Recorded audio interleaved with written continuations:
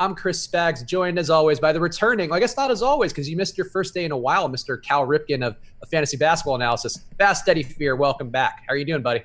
I'm great. It's good to be back. Yeah, you are back just in time, Eddie. You are a lover of chaos, and we're gonna have a lot of chaos for you here, which we'll talk more about. But first, let's get a quick plug in. So tomorrow, March Madness, it is the NCAA tournament, and we have a package right now for all of you people out there who are looking for some information, looking to play DFS for the tournament, looking to maybe just win your bracket. There's a lot of quality stuff. I actually learned a lot today with a live stream we did with Osimo and Ben Rasa, better known as Jazz Raz, if you're playing all the DFS sites with him. But those guys have a lot of quality information. It's all in our March Madness package, just $30. So go do that right now. They also have a promo code bracket, which will give you half off of any month, which not as special of a deal because we actually have one for the show too, but still a good one. So go check that out on the site right now. Check the package out though. Alex has put in a lot of work on that, a lot of detail. So if you want to just plug and play projections, you can do that. He also has straight up points, assists, minutes, all that stuff. So if you want to do some prop betting, you can do that with Alex's data. So go check that out on the site now. And we are presented by Thrive Fantasy. And we'll segue into this as the last plug, guys, I promise. But Thrive Fantasy, of course, is the premier DFS app, which somehow closed on my my Word documents. But you know what? It's the premier DFS app where all you have to do is play bets, prop bets of top-tier athletes. The more that you play contrarian options, the better you're going to do, more points you get. So go click this link. I'm going to drop it to the chat. Get $5 free. Don't even have to deposit anything. Just sign up right now. Click that link. Use the promo code AWESOMO, LBL. You get $5 then you sign up. So click that link, check it out now, and we'll give you a prop bet for free. Russell Westbrook, over under today on Thrive of 22.5 points. The over will get you 95. The under will get you 105. I'm going over for Russ, but Eddie, what would you do with an over under of 22.5 points for Mr. Westbrook? Yeah, I got him a touch over 24. I like Russ a lot today, especially at that DraftKings price. So, yeah, I would be right next to you with the over there. All right, so there we go. So put that one in Thrive right now. Click the link in the chat and use that promo code AWESOMOLBL. Get $5 free. Don't have to do anything. Just somebody handing you $5 and saying, go on with your life. Have a great day. So please go check that out now. Eddie, we talked a little before we came on the air. Let's just talk Russ real fast because he is on DraftKings incredibly cheap, coming off of a down game, coming also off of a technical foul suspension. How are you shaking out on Russ as being a premier play today with his price down? And I guess give me your FanDuel thoughts on him as well. Well, yeah, DraftKings is really interesting because DraftKings most days, I think, looking more towards singular lineup construction, you end up getting that utility spot and spending it on center to some degree. Today, guys who are point guard only are pretty sick there. At their prices, I'm a huge fan of Russell Westbrook, who's point guard only, Damian Lillard, who's point guard only, Eric Bledsoe now, really hard to get away from, who is point guard only. Chris Paul at 6,900 is point guard only. Nice. And, yeah, very nice. And Ricky Rubio at 4,900, I certainly have some appeal for. Is also point guard only. So a lot of the times I'm tinkering around with lineups today, I actually end up with the 3 pure point guard construction. Again, probably, I have a feeling Westbrook, Lillard, and Bledsoe are my favorite 3 plays on the slate. Those other couple guys I like quite a bit too. I have absolutely no issue if you end up with $6,900 Chris Paul, which is, as you mentioned, quite nice, but also he just carries an upside larger than that. But the matchup makes him definitely a tier under those other guys, and the absence of players bumping him up. And then Rubio at $4,900, I expect to be, if this game stays close, which is asking a lot, bouncing up in towards more minutes. And again, that's just too cheap for a guy who I'm not shocked to see drop 40 against the Knicks. But I would start a lot of single lineups on DK with Westbrook, Lillard, Bledsoe, and then work in around that. Those guys are too juicy for me. And specifically about Westbrook, I really like Westbrook in this spot. This, to me, mic volume low but not clear. I'll move it closer to me and I'll just try to speak up a little bit. To me, this is just a matchup that favors him much more so than Paul George. Kawhi's done a good job on. Now, Kawhi and Paul George haven't shared a basketball court since calendar year 2017, between this actually being the first time this year that the Thunder and the Westbrook have managed to get together. And then with Kawhi's missing time last year, they actually haven't played in quite some time. But certainly in the past, this favored Kawhi a little bit, and I expect to see these two guys dealing with each other quite a bit, and it just opens a much easier path for Russell Westbrook without Lowry in there. Even with Lowry in there, Westbrook would have been in consideration for me as the top overall scorer on the slate. And taking him out of there, the easiest way to penetrate this team would be right through the backcourt. I'm a pretty big fan of Russell Westbrook at the spot. 10-3 on DraftKings is just really well too cheap. So like Westbrook quite a bit. Lillard, my favorite play on the slate. I doubt I'm very unique in that, but it's a fine matchup for him. Fourth time this year they got together with Dallas. He had like 48, 50, and 60, I want to say, on DraftKings the first three times through, with McCollum present for all of those games.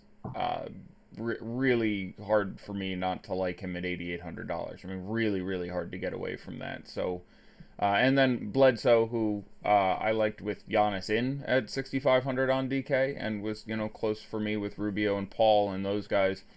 At this point, also really, really hard to get away from. So building one lineup on DraftKings, I have a feeling I load in the 3-point guard only guys and then go from there. I really do think by almost any reasonable projection, there are three guys I want to get a ton of. You can get away from any of them on paper. Westbrook versus Toronto, whereas he has been successful in the past. If you want to go back and look at last year. And I do think that makes sense. It's still Toronto. It's by no means a good matchup. He's extremely expensive. There are many days, tons of guys who cost, 8 or 9K who carry a massive upside there. So if that spot should turn into Bradley Beal, who's a shooting guard, which would open up your utility spot for something else if you wanted to roll Luka there or something, I can see getting away from that. I'm curious what we have as ownership for Lillard on DraftKings. So Lillard's come down a little. He was at above 30 this morning, and now he's coming down. I think, he's down to 28% now. I think he's going to come down a little more as we try to see more people go to Westbrook. And I hope people, like you mentioned, people don't forget about Lillard. 1.58 fantasy points per minute without McCollum on the court. He was a monster that other day too. He was on just involved in every possession in a meaningful way. Yeah, and I think that was the Pacers too. Let's keep in mind. It's a much tougher spot. So I have Lillard projected for 55. I would be delirious if I was playing Damian Lillard and he's 20-something% owned. I think that's a staggering value spot. I would be well over half. And honestly, I prefer as much edge as you can get. So if I became convinced he was going to be 20 or 25% owned, it wouldn't shock me if I had 80 or 90%. Again, it's always risk tolerance. No one's a lock in the NBA. Not like they're not on a back-to-back. There's literally, I guess the pace could be a little better for Lillard, but it's just a massive, massive spot. Yeah, I'm in agreement there. I guess while we're talking about those guys, what about the other value plays on the side? Because I think some people will be looking for pivots to more popular value. How about the Rodney Hoods, or I guess Seth Curry's? I mean, I think Hood's a little more in play for me, but still not very much in play. Any thoughts on those guys? I don't really want to do it. I would rather... I'd almost rather Mo Harkless, who I think has an easier path to a ceiling game. It's dicey for me. I do think that you get Nurkic and Lillard carrying a ton of the water here. Neither of them have individual matchups that appear at all difficult for them. You can hope there's a blowout. Again, this is not an excellent Dallas team at this point, so I can see in that aspect running Seth Curry or Rodney Hood, but they just have such a plethora of guys at those scoring wings positions where there's Curry and Layman and Turner and Harkless and Hood, and it's just a lot of guys to throw at the ball there.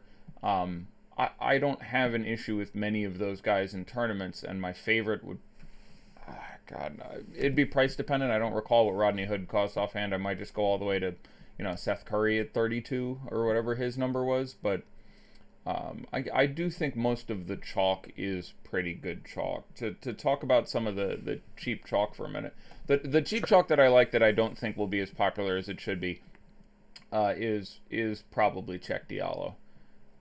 Someone just asked, is it a smash spot for Julius Randle? Yes, it's a smash spot for Julius Randle, but I have concern about the minutes. Again, they did not in the last game put him in overtime, so he is apparently on a pretty hard minutes limit. and Orlando is not a good matchup. It's just a smash spot because there is no Anthony Davis. He and Elf are going to have to do a lot of the heavy lifting on offense.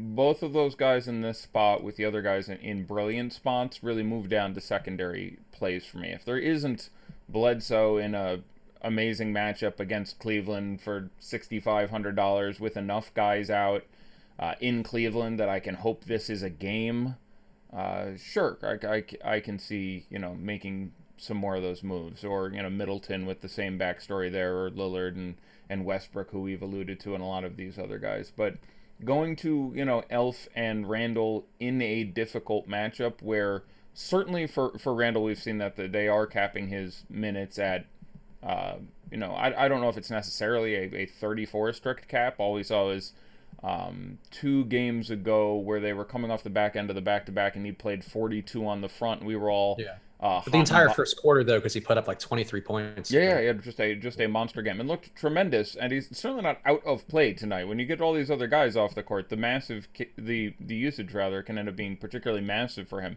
I don't have a problem in tournament if you want to run Julius Randle, but the ceiling is certainly capped a little bit by a minutes cap, and we can't even sure just how low that's going to be. Which brings me to, at forward for value, I don't mind moving away from Daniel House. This, I guess, would be DK specifically because FanDuel is just a different kettle of fish at different positions. But if you wanted to run Check Diallo is always an upside guy. The matchup for Daniel House is kind of crappy with Memphis.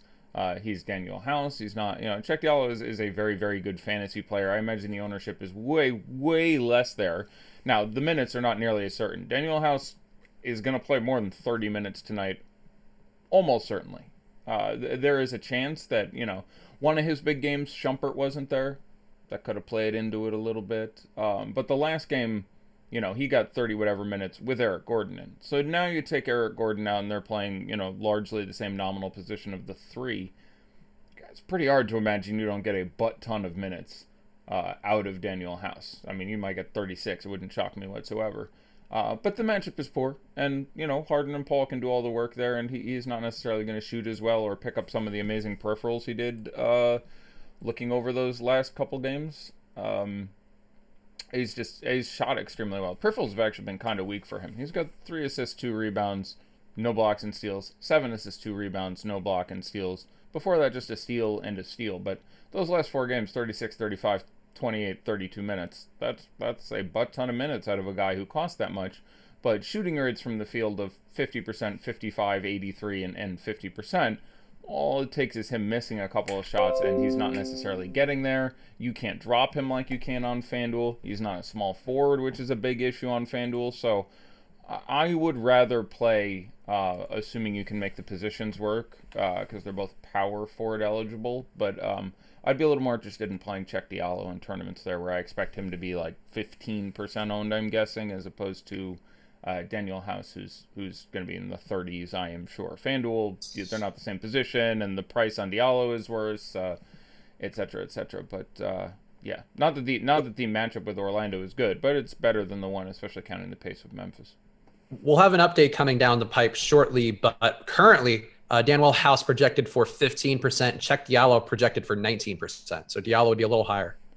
Right now, we have Diallo higher than the House. Oh. Yep. Well done, people. I would probably still rather Diallo, but that at least makes it interesting. I mean, the converse argument for Daniel House is just all the minutes in the world.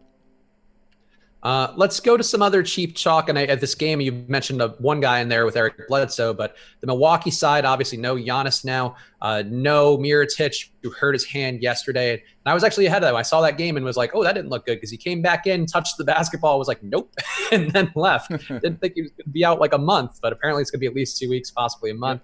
DJ Wilson, going to be very highly owned. Ersan Ilyasova, I would assume, will also take a jump whenever our ownership updates. What are you doing with the Bucks side in this rotation? Yeah, it's really hard not to like the Bucks here. I have like 5 with A GPP ratings, 5 with A cash ratings. It's hard not to be all over this. It ends up being site dependent, of course, and position dependent who your favorite guys are. But Bledsoe, I would have liked just fine with Giannis in, and now I have him projected for, I think, 44 fantasy points. That's a little crazy for $6,500. Middleton, that's fairly obvious. Lopez becomes an ownership question, obviously coming off absolutely crazy apeshit game yesterday. For the Cavs, Tristan continues to be out. Nance and Love are in. Is that correct? I hadn't seen confirmation on Tristan, but yes, Nance is in and Love is in as well. Right, so a little thin in the front court there, so you're losing certainly some appeal for Ante Zizic, who I don't think you should be playing at all now. David Nwaba comes out. A guy for the Cavs, actually, I want to mention before I quit. Matthew Dellavedova is still out. Brandon Knight's been really good. Like, it feels weird on a day like today, but when we're talking about pivots of guys you're trying to get away from some of the chalkier value, be it Jack Harrison or whomever. Brandon Knight's still 3,600 on DK. He's, with the exception of, a pretty serious stinker last game against Dallas. If you look at the games clustered around that, including his last game and not a great matchup with Detroit where he got over 30 fantasy points, he's getting some real time. Again, he had only 20 minutes in that game versus Dallas, which was purely due to foul trouble. He had 4 fouls in that game. But the games around that are 29, 26, 26, 24, 26 minutes, and fantasy point totals of 30, 27, 23, 31.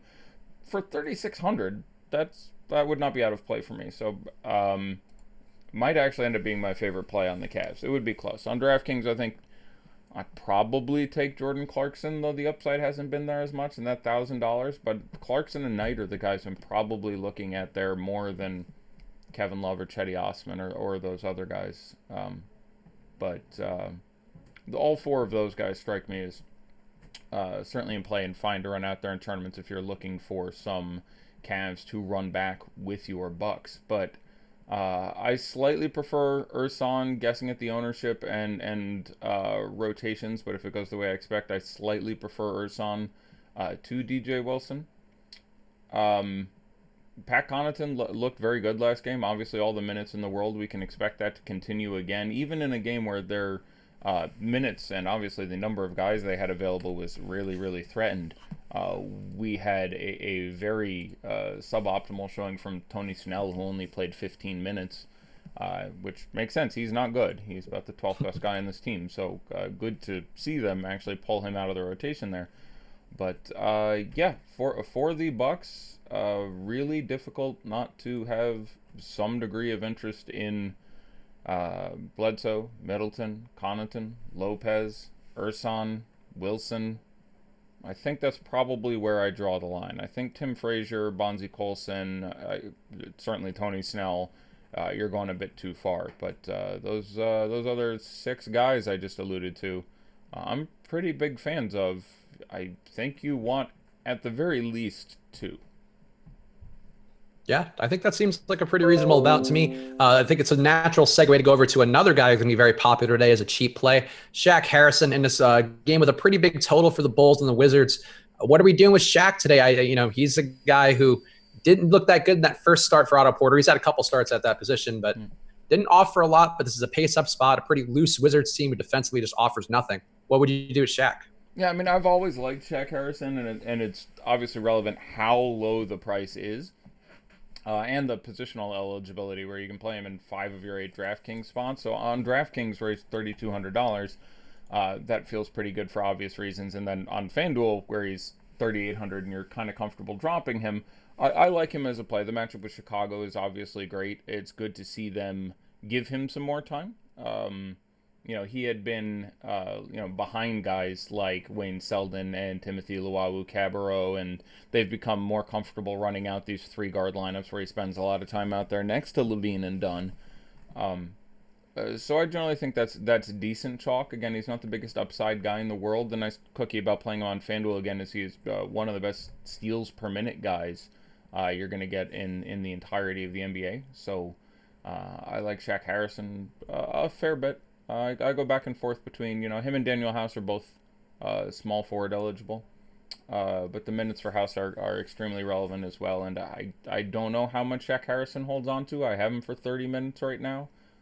I'm not locked in stone that necessarily happens. There's over and under possibilities to that minutes total. But Yeah, Shaq Harrison, on paper again, is just so incredibly cheap and advantaged by the FanDuel scoring that I certainly think he's worth considering at those prices. And also, we did just get an ownership update, so we will talk about that in a few minutes. Do a little halftime daddy likes, but it is up. So in case you are a premium member, get in there. Use that promo code live before lock if you're not. What about? Here's a question from Rabashua in the premium Slack. Would you find it to be plus EV to pair Levine and Shaq on FanDuel for a GPP? It's not relevant. Like it is not relevant. He's so cheap, and you get to drop a score that the correlation isn't terribly relevant. I don't think they're positively correlated. They're probably very slightly negatively correlated, but not to an extent that it's relevant. The presence of Levine doesn't change my opinion on Harrison or vice versa. I guess if you have them both, I'm slightly more inclined to find a way to run it back with your Bradley Beals or Portis or someone else on Washington, because you're sort of heading towards a game stack, whether that was your intention or not. But I don't consider it the most relevant of things. So given the big team total here, what about the other guys? A lot of people have been following Lauri Markkanen, and he's just been disappointing time and time again, to the point where I wouldn't want to go back there at a volume like 20% like he was the other day. I prefer Robin Lopez, but what about those other guys? And I guess, what are you thinking about Lauri right now?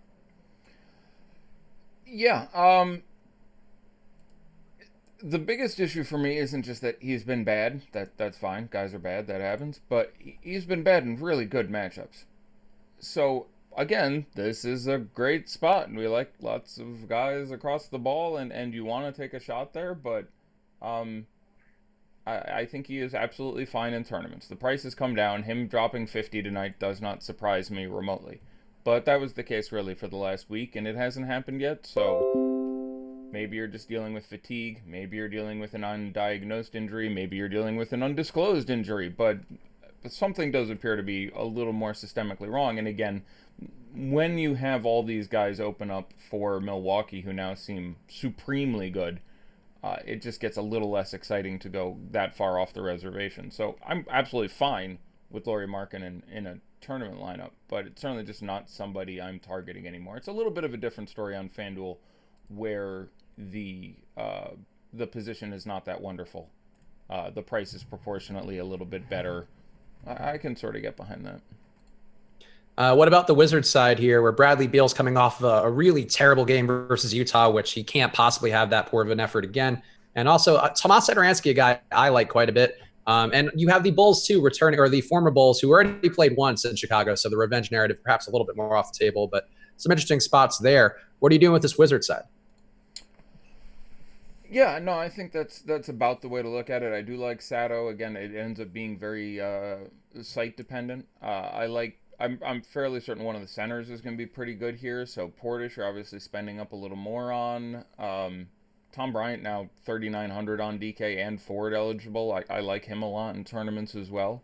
Jabari Parker, priced a little better on DK, but especially on FanDuel, where he's filling in a pretty ugly small forward position where there's going to be a lot of play. Daniel House, and I should see which of the Bucks are eligible at that position on FanDuel, if any. I'm not sure it's any of them. It may just be Mirotic, who obviously isn't suiting up. Bonzi Colson is, so yeah, it doesn't do a lot for us. So you're still looking for, a guy to put next to your Daniel House there. But no, I think that's about the case. Brad Beal himself, obviously, I do not think, I think one more loss and they start to throttle back on him a little bit and start looking more towards next year. They're technically at 2% in the East, roughly, or at least that's what I think 538 had him at this morning. I imagine they're still going to be all systems go in this game, so I still think you can be looking at that roughly 40-minute projection for Bradley Beal. He points per dollar on DraftKings doesn't rate quite as well as those other guys have alluded to a few times for me, but on FanDuel, certainly previous to the existence of Giannis being out Middleton, I liked him a lot based on, again, shooting guard not the greatest position there, and the price even proportionally maybe a touch better. So I'm fine should you end up with some Brattles. Also, we just got news officially. Delon Wright is starting with Avery Bradley out for a week with some shin issues. Yeah. We don't need to talk a ton about that game, but give me your thoughts about Delon Wright as a starter.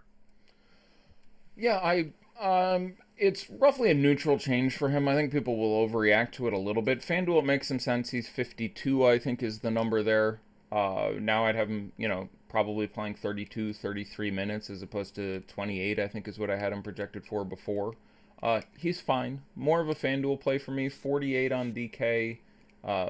Also fine. I'd rather, saddle up to some Ricky Rubio in a much better matchup with the Knicks. I'd rather look a couple other places, but certainly in play on DraftKings, but a little bit better on FanDuel, and I'm fine with it if he slots in for your lineup.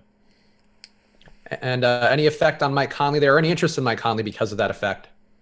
Not really. It's not the best spot for Mike Conley. He has had trouble with Chris Paul, trouble with the Rockets, trouble with the curve potentially. But he's a guy that I just again, I think he's also point guard only. So now you're playing him over someone pretty goddamn spectacular. So tough for me to get there at this point. Yeah, I was a little more interested in Conley this morning before all this stuff broke, but I think at this point he hasn't. I think he hasn't been over 35 fantasy points since the 2015 season versus like Houston. So not. Oh, good. I didn't actually look up the numbers as far as it goes, but that wouldn't surprise me in the least. Yeah, I was shocked. He's been like very bad against Houston and Chris Paul in particular. But yeah, and again, that goes a couple years before. So I think that 2015, 2016 is irrelevant. I don't think he's out of play. He's still hanging around an 8K price tag, especially on DK. But it's just really tough at positional and everything. So looking towards playing one lineup, certainly disinclined towards for me for those reasons. All right, we're at the halfway point of the show, so it's time for Little Daddy Likes. And if you want to play along at home, use the promo code Live Before Lock. Get half off your first month at Osmo.com on any package. So go get on there right now. Get all the ownership projections and rankings from Osmo, as well as rankings from Fast Eddie himself and Josh Engelman's projections, which you just plug right into Fantasy Cruncher, which are painstakingly updated for every rotational shift. So go check that out now. Use the promo code Live Before Lock. All right, ownership, Eddie, number one right now on the list. We have, drum roll, Chris Middleton. 45% expected on DraftKings. How does Daddy feel about that one? Yeah, multi-position too. I like it. I would get on top of that against the Cavs. I really, not by a ton, but if I had to, ballpark it in 150 lineups, I've got something like 50 Bledsoe, 50 Middleton, and 50 of both. Like they're just too good in this spot. They're too cheap, brother man. I don't know what to tell you. I completely understand getting away from somebody that chalky. He is very shot dependent. Between him and Bledsoe, while not the case in this last game necessarily, Bledsoe the one who A, has the better on paper matchup against these Cavs, and B, has generally been more advantaged by the absence of. So I will say that when I said, I said 50, 50, and 50, it'd probably be something closer to 60 just Bledsoe, 40 just Middleton, and 50 both for me, I have a feeling. So if I'm getting away from one of them, I would rather get away from him. And again, one of the reasons you're seeing the more significant ownership for him than Bledsoe is the position. It's like, oh shit, I'm playing him. Well, there's Lillard and Westbrook out there, and people aren't completely, stupid. So that's some of the reason you're having that issue as we just referred. Well, have I got the question for you as a follow-up, or actually the guy to offer up? Eric Bledsoe, number 2 at 43%. How does Daddy feel about that? There you go. Yeah, I'd definitely be more than that. I would end up with a little more Bledsoe. Again, I say this sort of in a vacuum. One of the issues of actually not building it, not crunching it, is I say I want more Bledsoe than Middleton. In the actuality of having to completely expurgate Ricky Rubio from my lineups and lose almost all my Chris Paul and cut down on my exposure of Russell Westbrook and Damian Lillard, it may be more difficult for me to do that than I'm intuiting, I guess is my point. So in a vacuum where positionality isn't relevant, and hey, congratulations, DraftKings, 1 day out of 50, you managed to make positions relevant on your site. I might not be able to do it. So I would like to play more. But regardless, I think I would be a bit on top of those numbers. I have to imagine I would be over 50% by at least a little bit on both of those players. All right, well, I got a challenge for you now. Number 3 on the list is DJ Wilson at 43% as well. Yeah, I think that's ridiculous. I like DJ Wilson. He's fine. The minutes should really be there, but with Ersan back, I can't guarantee some super preponderance of minutes. The matchup is obviously great. I like DJ Wilson as a player, but he does not rank that many light years ahead of the various Daniel House, Shaq Harrison, etc. Especially on DraftKings. FanDuel, where the lineup I'm looking at right now actually has DJ Wilson and Ersan in it, which feels good as the double power forward punt. The theory just being one of them has to be good, right? And hopefully I'm dropping the other one and my other value gets there. And they could both be good. There are any number of scenarios in which those guys score 23 and 28, and you're like, okay, I'm happy with those numbers and get to play all the studs I'm trying to get into my lineup. So, I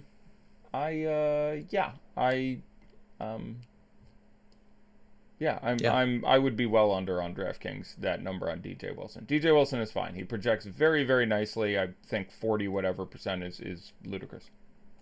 Yeah, I think like we could have just seen Mirotic and DJ Wilson get there yesterday. Wilson just didn't shoot well. He was like 1 for 8, I think. Yep. But you'd assume even Ilyasova takes over the Mirotic minutes, or they split some fraction of that. Could be looking at 25 plus at least for both guys. Yeah, it's smart. It makes sense as a play. I mean, he shot. I should point out he shot 1 for 7. Let's assume in that game with the Lakers, which is a better matchup, the defense is roughly as shitty, and they play a lot faster. Okay, let's assume he shot 5 for 7. He still would have had 20 fantasy points. Like, he had 10 fantasy points. Like, if you want to say, oh, he shot badly, he shot 1 for 7. Oh, okay. He also had no steals, no blocks, 1 assist, and 5 rebounds. So, you're not just looking for the shooting to improve. He could have shot 70% from the field, made 5 of his 7 shots.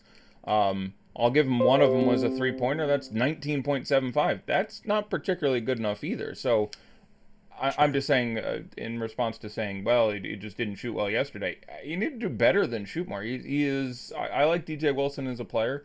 I would be much more inclined to run Ersan, by a pretty significant measure at this point. Ersan's 33. DJ Wilson is 31. I don't know if they've announced a lineup, but I think Ersan starts. I think Ersan plays more minutes, and apparently Ersan's going to be lower owned, and he's a better player and a better fantasy player, and so I do not get the. On DraftKings, if that ownership is correct, I would have no interest.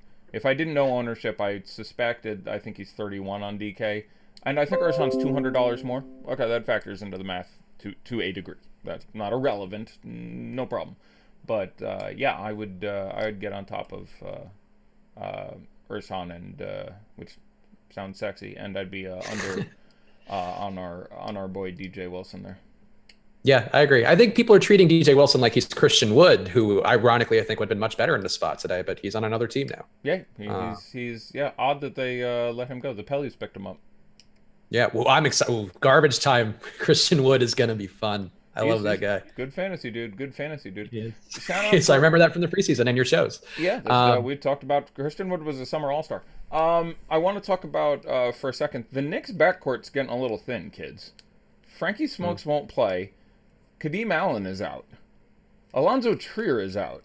So, I feel, this feels weird to say. I'm throwing up in my mouth a little bit here, but I feel fairly confident Emmanuel Mudiay gets like 34 minutes. I feel pretty confident Damian Dotson gets like 37 minutes. Now, it's the Jazz.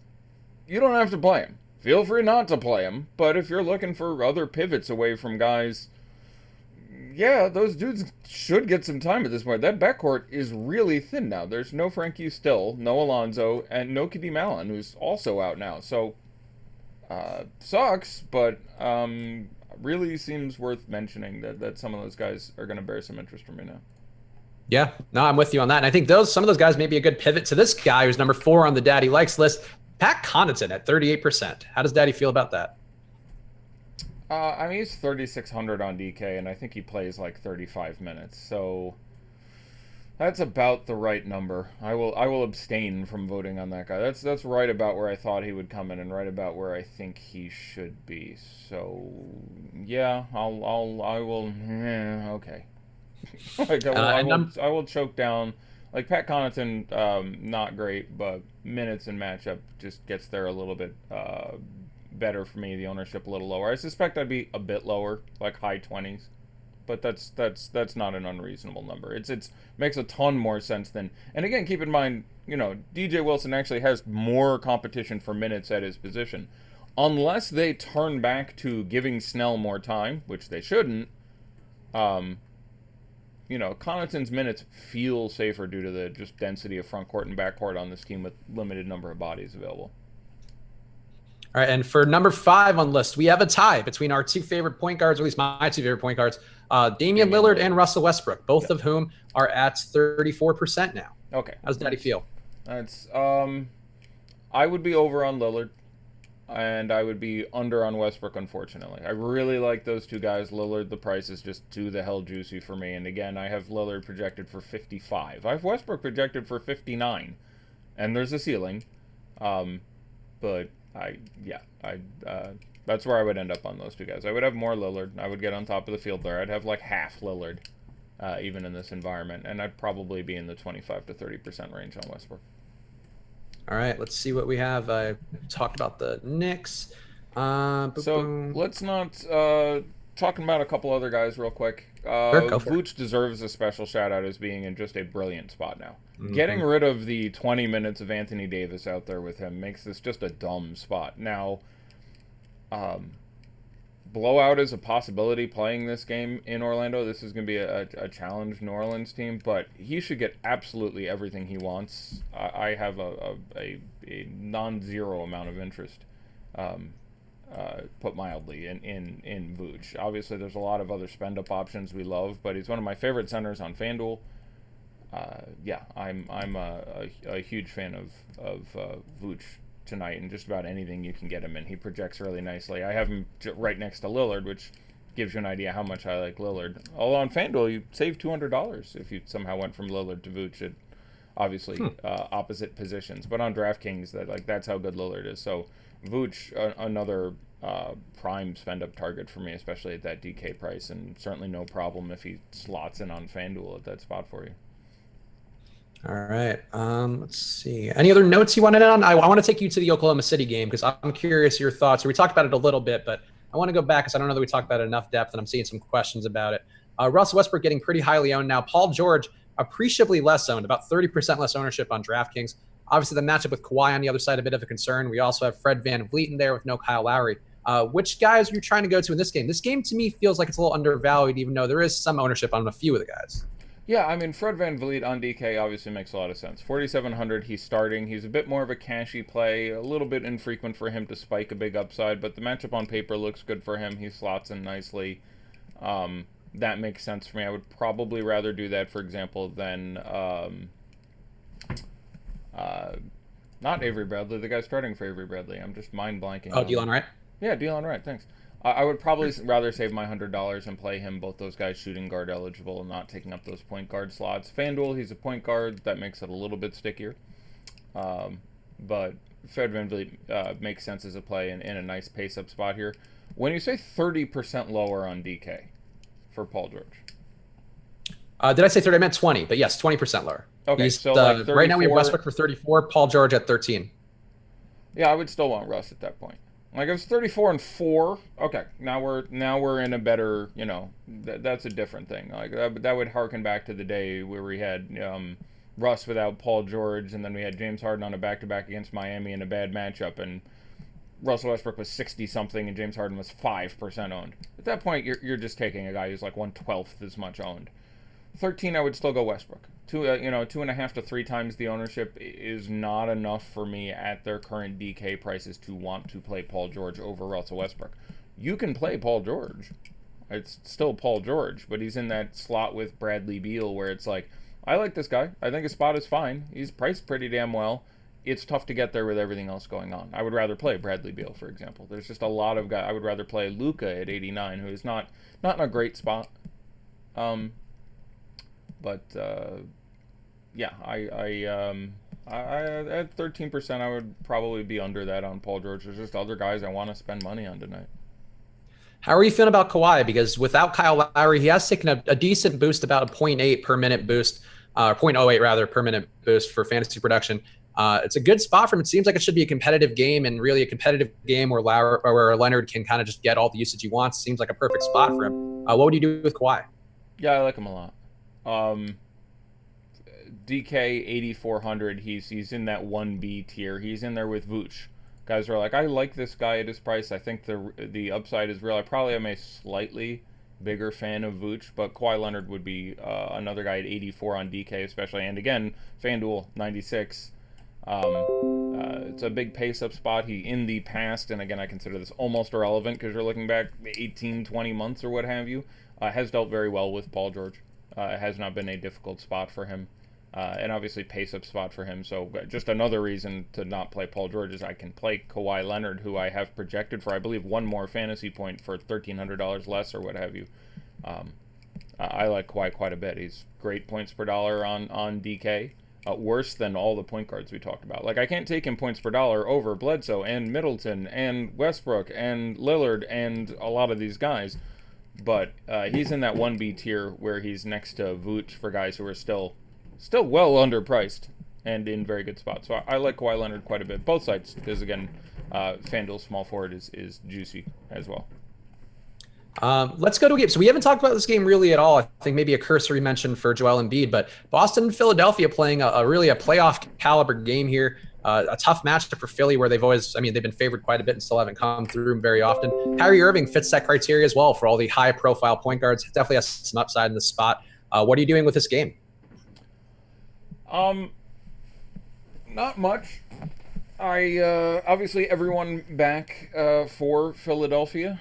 Not a good matchup for them against the Celtics, who are a above average defensive team. They're now sharing that ownership all the ways. It pushes Butler and Tobias Harris towards sort of tier 3 entries. Embiid, I suppose, is just cheap enough that even against the Celtics, you can see Embiid pop off for 60-something.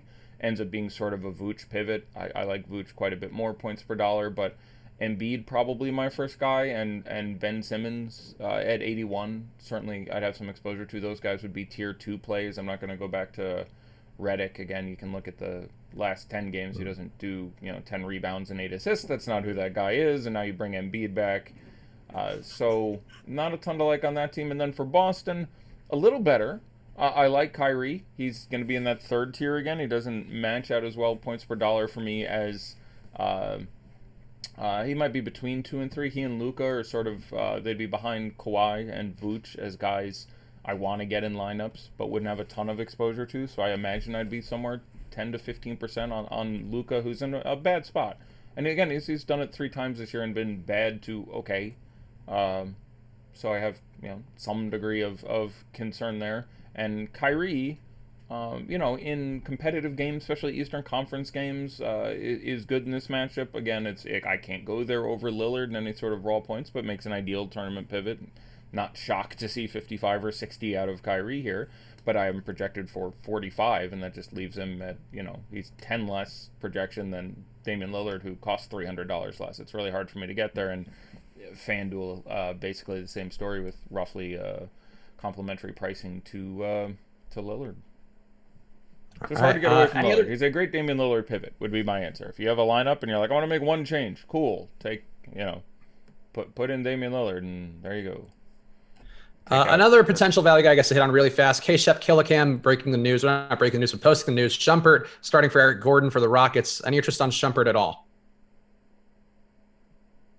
So they're starting whom?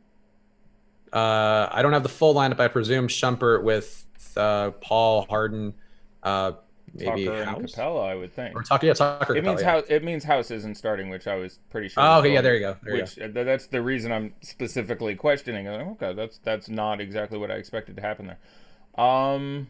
Yeah, I would have some interest in Shumpert. Great on FanDuel, where he's now probably your best shooting guard punt. I have to check and see where the hell Connaughton locks in on FanDuel. Connaughton's better in any points per dollar thing, still at just 4,200. I thought he was boosted a little more than that. But at 3,700, he's a guy who can pick up a not insignificant number of steals. And that certainly ends up being relevant in this sort of environment. So, he saw 30 minutes once recently. I'd probably project him somewhere near 26, but Gordon being out benefits him as well. So. All right. Any other notes you want to hit on? Perhaps any love for that San Antonio-Miami game? Anything weird you want to do?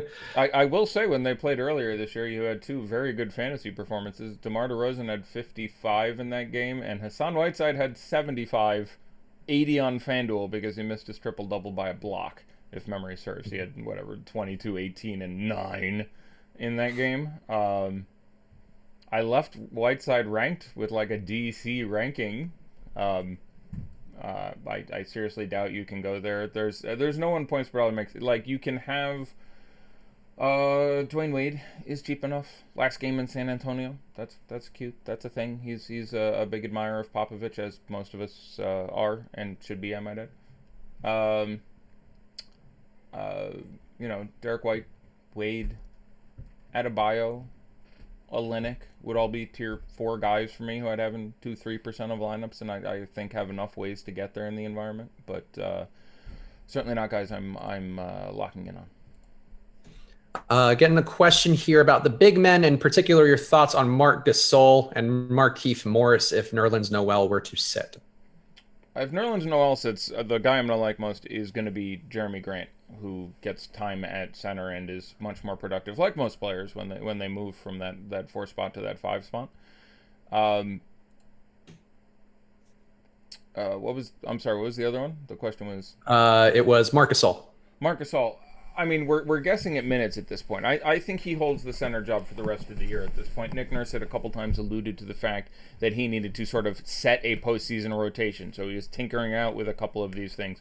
I think you get Marc Gasol as the starting center, and Ibaka as his backup in perpetuity from this point forward.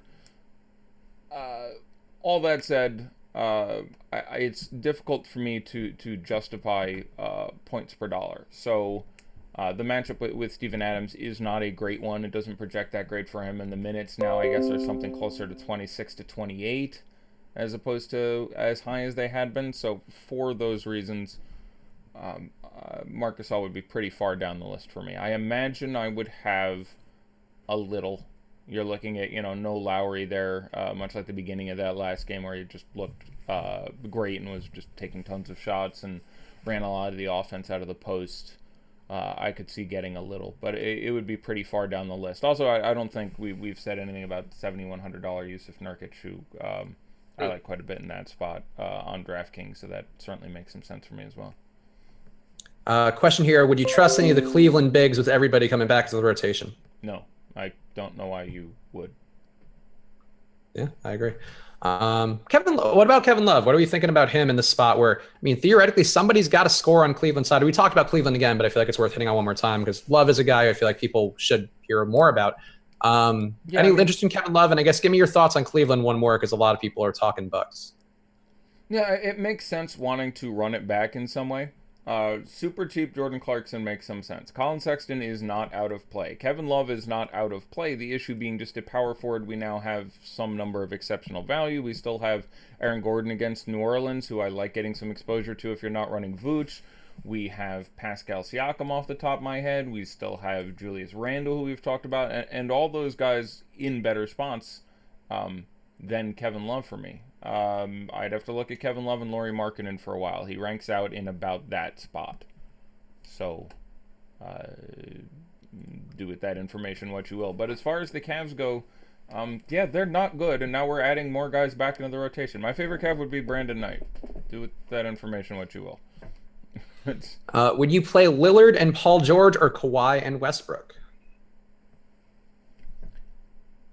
I would play Kawhi and Westbrook. Paul George is the only one of those players I'm not, considering proposing marriage to tonight. And it's Paul George. He's still objectively great on DraftKings, from which I presume that question is arised. But, Can I play Diallo and Cash or go down to Ilyasova or Wilson? Can you play Diallo and Cash? Yes. I think I would probably just play Ilyasova, even if I couldn't do anything with the $500.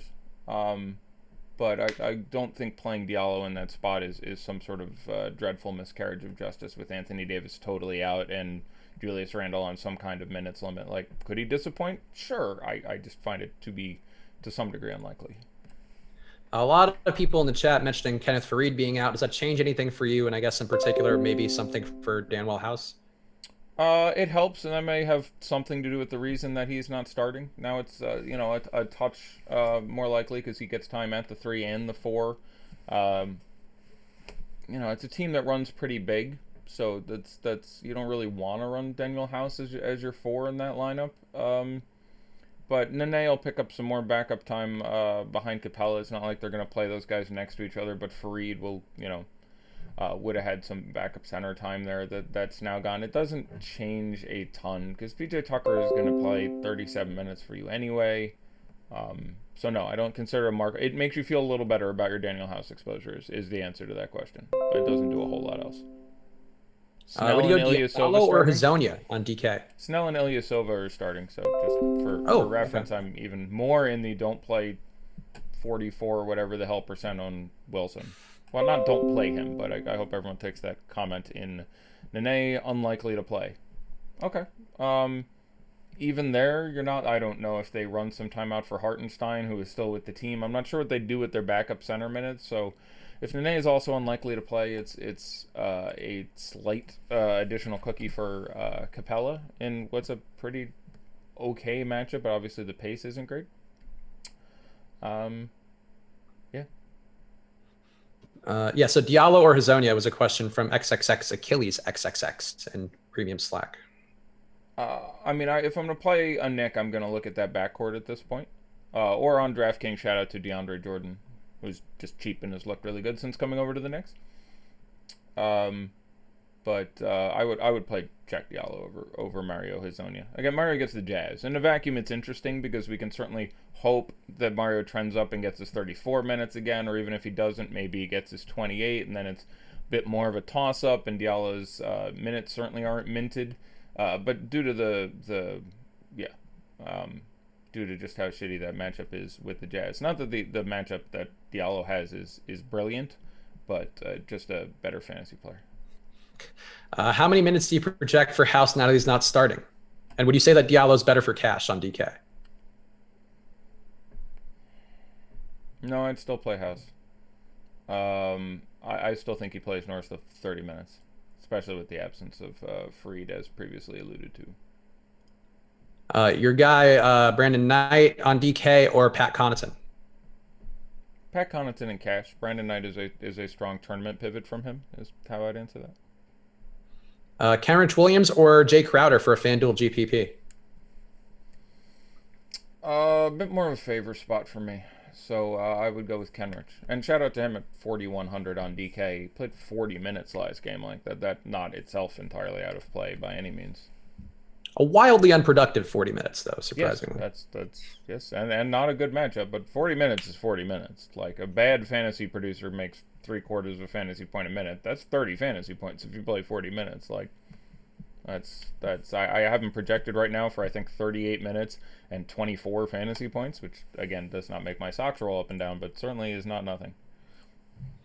Let's see. I actually said that phrase recently, and I wondered where it came from. Now I know it's from you. It was me. Can you play, or I guess people asking about the DJ Wilson and Ilyasova, would you still want to do that for FanDuel, playing the both of them and hoping one breaks?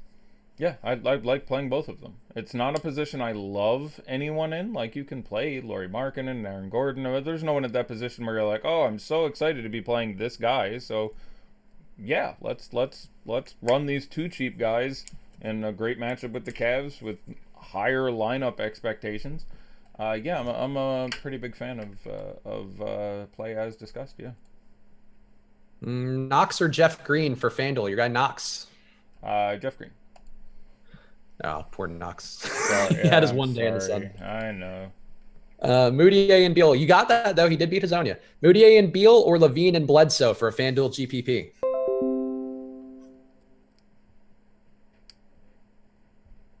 That's really close. I'll go with Levine and Bledsoe, but it's a good question. Would you go Knight or Clarkston? But I would mean the problem Clarkson. At the same price, I would play Jordan Clarkson. I slightly prefer playing Brandon Knight due to the discount. Yeah, Clarkson's a little interesting to me. With what they gave up to KCP yesterday, I think it's an interesting spot for Clarkson. Conley and Connaughton or Wilson and Kawhi?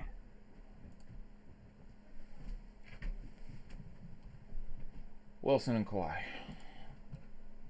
Bobby Portis or Jeremy Grant for a FanDuel GPP? Portis right now. If we get Nerlens Noel news is out, that'd be enough for it to tilt it over for me. Right now, Portis. I skipped around here. This is my bad. Yeah, a lot of free people really notified me about Fareed. I've never gotten as many notifications for an irrelevant player. Thoughts on Horford?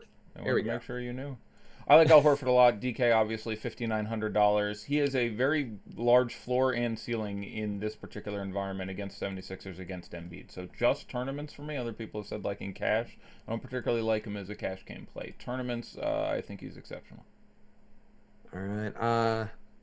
For fantasy draft cash, would you go with Pat Connaughton and Mike Conley or DJ Wilson and Kawhi? Wilson and Kawhi, still. You answered this already, but one more time. DJ Wilson or Ilyasova on DK? Ilyasova, by quite a bit for me if the ownership we project holds even slightly true. And I can't wait for a really exciting game of Daddy Like, which is about to hit. Yes, the Milwaukee game's at 7, right? Oh, yes. Yeah. We're going right off here, so we get to take a look at some pretty juicy and incredibly relevant ownership. Boy, all right. Any good questions? Leonard Connaughton or Beal and Darius Miller for cash on FanDuel, and we're locked. Doesn't matter, we're locked. Yep. The important thing is we tried. We tried. At least the women are safe. Well, this one's still relevant. Jeff Green or Harkless for DK?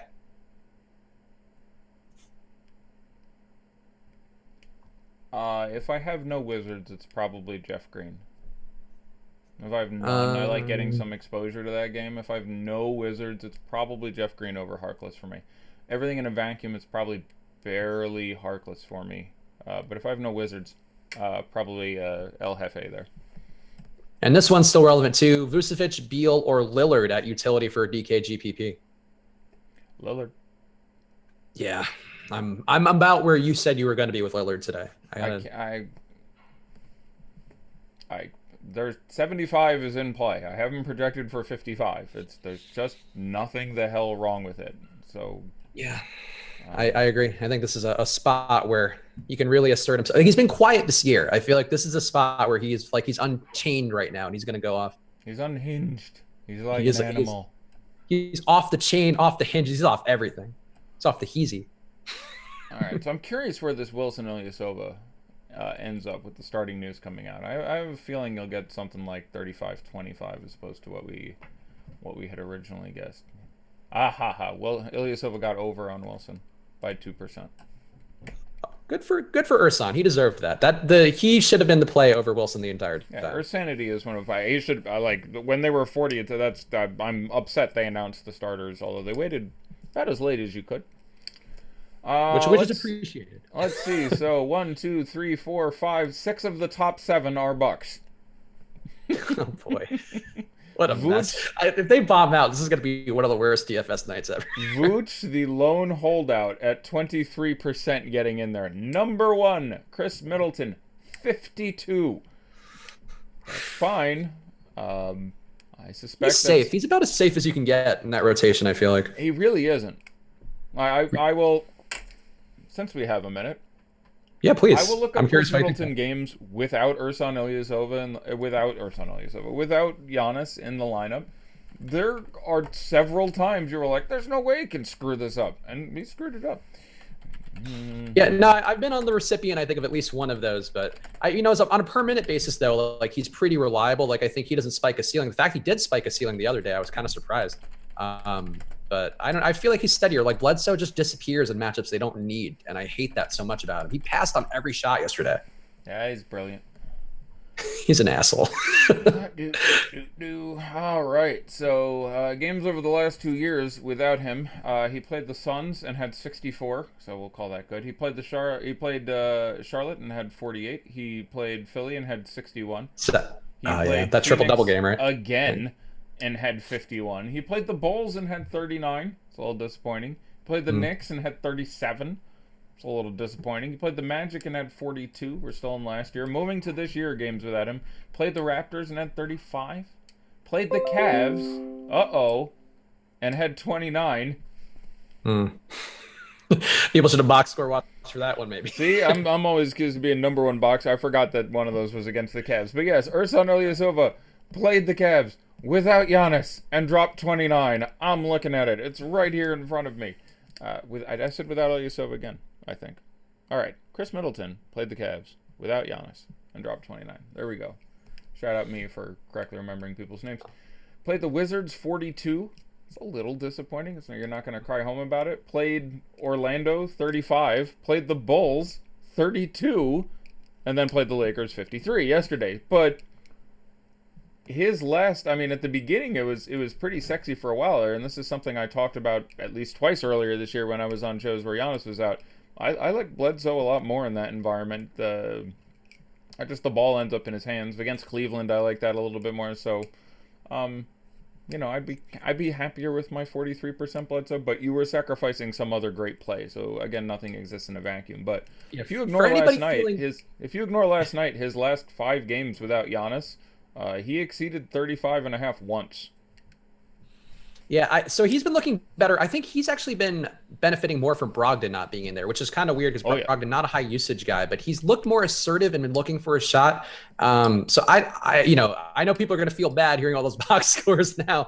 You shouldn't feel bad because I'm also bearing the lead in that you have no Brogdon and no Mirotic as well. There's a lot of dudes absent. It's not the best matchup for Brolo, so I would not completely poop myself.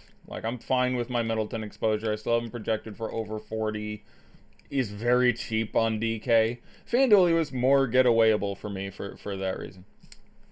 Okay. Yeah. No, I'm with you on that, but we'll see. Hey, this will be a fun one. If this is one of the days where somehow the Bucks just completely falter, we will remember this day forever. Yes, this would be. Hopefully, it's not like the Kings day. I don't remember. The Kings might have been playing the Bucks, but anyway, there was that day earlier this year where the Kings were playing. I think it was the Bucks, and Mike Malone just started yanking starters 5 minutes in, and literally there was chalk. I think Nemanja Bjelica who played 6 minutes. Oh, yeah, that was one of my least played 11, and Hield played 13 or something. It was just a day where you were just just one of the, and they were. Fairly chalky dudes due to injuries and underpricings. Anyhow, number 1, Chris Middleton, 52. Number 2, Eric Bledsoe, 43. I'd have more, but again, it's really tough to get that much when you're trying to shove in as much Lillard as you can, etc. Number 3, Pat Connaughton, 41. I would come in under 41. I like it more than DJ Wilson at 40, whatever we thought might happen. But I would come in under 41. We'll leave it at that. Vooch, 25. Yep, he's in an amazing spot. I'd feel pretty good if I had 25%. There's just... Vooch's spot really cannot get a hell of a lot better. The matchup is pristine. There's a little blowout concern, but matchup, pace, team obviously still certainly playing to win. Everything's good there. Ersan, 23. DJ Wilson, 22. So there's 1.49% difference between the two. I feel much better about Ersan than I do about DJ Wilson, and yeah, I will not go through it all again. Brook Lopez, 23.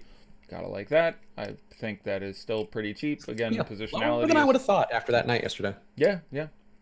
Again, people are, when you go, okay, Bledsoe, Middleton, Connaughton, he's your 4th buck. Ilyasova, so he might be your 5th buck, but the fact that he's next to DJ Wilson feels a little bit disrespectful. Check Diallo, 21. So people did get the memo. Good job, people. He's got a lot of upside at 21%. Very good in tournaments. A little dicier in cash. Very good in tournaments. Julius Randle, 17.5. I would come in under that number simply because I do feel like the upside is legitimately threatened by the fact he's not going to get 38, 40, 42 minutes again, we expect. And he's in a really difficult matchup. So just comparing him to other spend-ups is difficult. Elfrid Payton, who I didn't specifically allude to, I don't mind this, 16.5%. The guy's usage is just monstrous at this point. Like Luka, he had, his streak and his triple-double buoyed by a very convenient overtime. So they both had a game recently they were going to be a little bit disappointing, and Luka very disappointing when he got to the end of regulation the last game and had 46, and at the end of overtime ended up with 66 or whatever the hell it ended up being. That kind of helped. I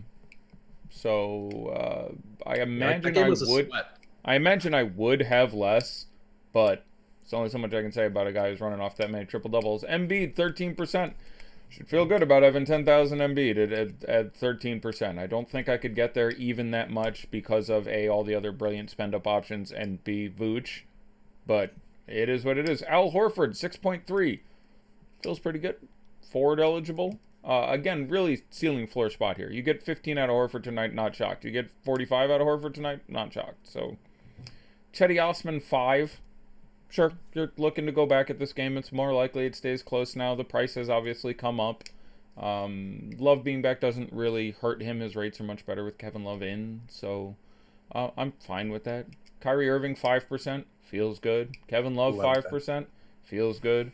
Marcus Morris 5%. Yeah, we didn't specifically talk about him. Obviously, all the Bucks value sort of leapfrogged him to some degree. But, Hayward out gives you, better chance of 30-plus minutes. Matchup we kind of like for him gets matched up with Tobias Harris a lot, who's one of the couple defensive holes now on this Philadelphia team. So I'm okay with that. Aaron Gordon, 4%. Feels really good. When you have 25% Vooch, some obvious leverage there, so I wouldn't mind having a little bit of that, not a bit, a crumpet. Kenrich Williams, 4%. As discussed, 40 minutes, $4,100. Do what you will with this information. DJ Augustine, 3.7%. Not someone we specifically alluded to, but they've really turned on his minutes heading to the postseason. They've, in the past... He's been killing Fournier's value, too. Yes. In the past, we kept talking about he's going to play, 26, 28 minutes. He's in competitive games, he's going to play like 32 minutes now, so that makes him a little sexier. JJ Redick, 3.5. Not the spot I would go back there. That feels chasey. Colin Sexton, 3%. Okay. Jason Tatum, 2.9%. Okay at DK price. And shout out for game logging. Very good against Boston recently. Brandon Knight, 2.6. My guy. Ben Simmons, 2.5. I have to like Ben Simmons at 2.5, even in a tough spot. It's a tough spot for him because the other team knows to make him shoot the ball, and that's he has dreams of going to school naked when they do that. Jahlil Okafor, 2.23. Yeah, I can handle it at that price. I'm good with 2%. Jimmy Butler, 2. Okay. Jaylen Brown, 2. Yeah, especially with Hayward out, I can get behind that. Frank Jackson, again, 40 minutes. 1.95. Larry Nance, 1.9. Would like to go there. I don't know what the price was offhand, but assuming it was anywhere north of 5,000, I can't quite go back there yet. He's a little under 5K. Was he under 5K? Yeah, I think it was 4,900. Okay. Not doing a lot, but it's something. Yeah, no, it's I don't mind it at that number. Tobias Harris, 1.5. Okay. Terrence Ross, 1.46. Okay, I like that. Matchup is exceptional. I'd rather go there than the fornicator who we haven't seen yet and may not see for a while when we get to that number. Jordan Clarkson, 1.3. I like that a lot at that number now. Marcus Smart, 0.92. I like that. David Nwaba, 0.79. Don't like that. The minute should come down with some of the biggers. Healthier there again. John Isaac, 0.76. I like that. Look, he's been disappointing recently, to be sure, but New Orleans is a hell of a matchup. It plays really well for Isaac. Darius Miller, 0.6. Okay. Marquise Chris, 0.47. No. Tony Snell, 0.45. Good luck. I mean, he's going to have to take 7 shots, which he probably won't make them all. And I don't know. There's no one there, like the whole team. And then, congratulations, you played yourself. 0.36 Nikola Mirotic, who's been out for a long time. So it's really weird that he got there first. I would have thought like Giannis or something else was going to happen there. But congratulations, 1/3% of people. Nikola Mirotic. Huh. Yeah, people probably just assumed he was going to be there. I feel like people are getting lost already from what I've seen from comments and stuff. Like, people can't keep track of the rotation. So like you've said, chaos is the time where we, as people who are doing this every day, can profit. So yeah, I'm a big fan of the chaos. There's a lot of chaos. So thank you guys for watching. Hit that March Madness package that we have on the site right now. Again, $30. Get all the projections from Osmo so you can play DFS March Madness. Get a little John Morant. Get a taste of him before he probably frustrates the hell out of us next year in the NBA. But he's going to be there. But yeah. He's an exciting player. He can't shoot for anything, but he's a fun one to watch. So go check that out. $30 really, about as affordable as you get. I honestly think you should be able to make that back. We don't like to talk about winning, but that is something that you should be able to make that back with this one. So go check that out, win your brackets and all that. And Eddie, any parting words for the folks? Nope, back to you tomorrow through at least the weekend. It feels like forever when I'm away. Like I miss a day. One day I go away and I'm like, it's so much to catch up on. So it's yeah, a lot of guys on back-to-backs too today, which we didn't talk about because you weren't here yesterday. But not a lot. We had three front, three back. The Bucks, I think everyone knew, played yesterday. The 76ers played yesterday, which was another reason I wasn't, super over the moon for them, and everyone healthy and bad matchup. But the Rockets played yesterday, and the Mavericks, the Jazz, and the Wizards play again tomorrow. But again, I guess the Wizards was a guy I didn't mind targeting guys from, but a lot of those were kind of unappealing teams anyway that just got even a little more unappealing. Yeah, I think that works. All right, guys. Thanks for tuning in. Hit the like button on the way out. Eddie and Josh will be here tomorrow. I'll be back with Eddie on Friday, so I'll see you guys again soon, and good luck.